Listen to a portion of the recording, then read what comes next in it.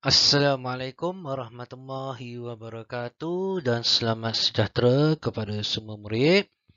Okey, kali ini cikgu ingin bagi cadangan jawapan buku aktiviti jilid 1 Bahasa Melayu tahun 2 muka surat 9.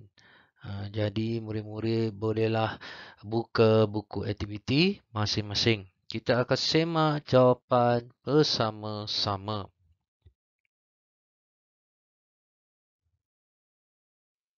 Unit 2, tema 1, kekeluargaan.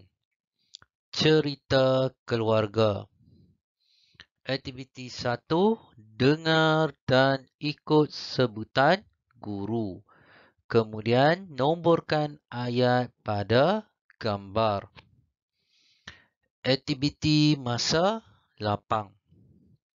Okey, jadi murid perlu dengar dan ikut sebutan guru. Kemudian murid nomborkan ayat pada gambar. Jadi labelkan nombor pada gambar di bawah ni. Dia dah sediakan kotak kosong. Jadi murid perlu tulis nombor mengikut urutan ni. Okey, nombor 1. Ayah saya suka membaca. Jadi mana gambar ayah saya suka membaca? Okey, yang ini ayah saya suka membaca. Nampak ayah sedang membaca tu.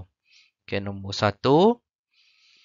Okey, nombor 2. Mengait baju ialah kegemaran nenek.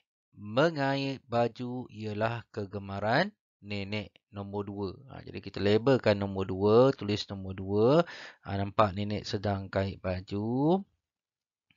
Nombor 3. Hobi adik saya mengumpulkan stem. Hobi adik saya mengumpulkan stem. Jadi mana gambar hobi adik saya mengumpulkan stem? Di sini murid dapat lihat dia sedang mengumpul stem. Jadi tulis nombor 3. Nombor 4. Kakak saya pandai bermain piano. Kakak saya pandai bermain piano. Jadi mana bermain piano? Okey, di sini. Jadi kita labelkan nombor 4. Nombor 5. Minat abang saya melayari internet. Minat abang saya melayari internet. Okey, mana dia sedang melayari internet? Yang ini nampak dia sedang guna laptop.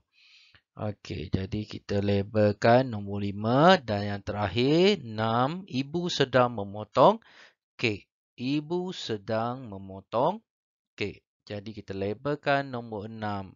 Ni gambar ibu sedang memotong kek. Okey, jadi kita dah nomborkan ayat di atas ini di dalam kotak kosong di bawah ini.